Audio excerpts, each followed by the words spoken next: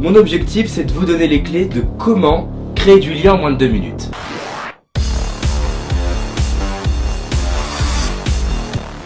Quand est-ce que ça sert? Dans un endroit où il y a des inconnus, ça peut être même la rue. Quand on va en soirée, créer du lien, c'est important parce que vous allez pouvoir vous créer des opportunités, vous allez pouvoir séduire, vous allez pouvoir vous créer un réseau. Il y a 5 clés. La première clé, c'est le sourire. Quand vous souriez, non seulement vous influencez sur votre état d'esprit, vous êtes en pleine forme, c'est génial, et en plus de ça, vous faites les autres sourire. D'ailleurs, les professionnels pour ça sont les enfants. Ils ont fait une bêtise, ils sourient et tout s'arrange. Faites ça, souriez.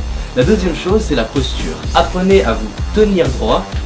Ça a plusieurs impacts. Déjà, vous dégagez plus de charisme. C'est super. La deuxième chose, c'est que en faisant ça, vous respirez mieux.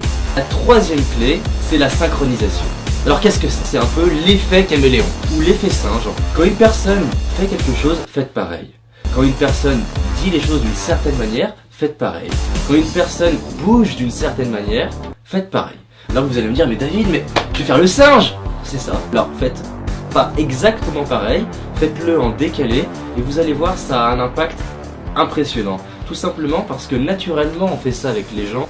J'ai dit 1, le sourire, 2, la posture, 3, la synchronisation, 4, c'est l'art de poser des questions. Les gens qui sont intéressants, bizarrement, c'est pas ceux qui parlent le plus. Et non. C'est comme les bons vendeurs, ce sont ceux qui posent les bonnes questions. Les gens aiment parler d'eux-mêmes. Une étude a montré que le mot le plus employé au téléphone, c'est « je ». Alors posez des questions et les gens seront ravis de parler d'eux. Posez plus de questions. La 5e clé, c'est d'aller trouver des points communs. On dit que les opposés s'assemblent, mais je vais vous dire, c'est une connerie, ça marche pas. Trouver des points communs, ça se fait pas n'importe comment. La plupart du temps, quand on a des conversations avec des inconnus, on pose des questions de merde. Oui, pardon. Des questions qui ne se posent pas, c'est qu'est-ce que tu fais dans la vie, t'aimes quoi Honnêtement, ça sert à rien ces questions.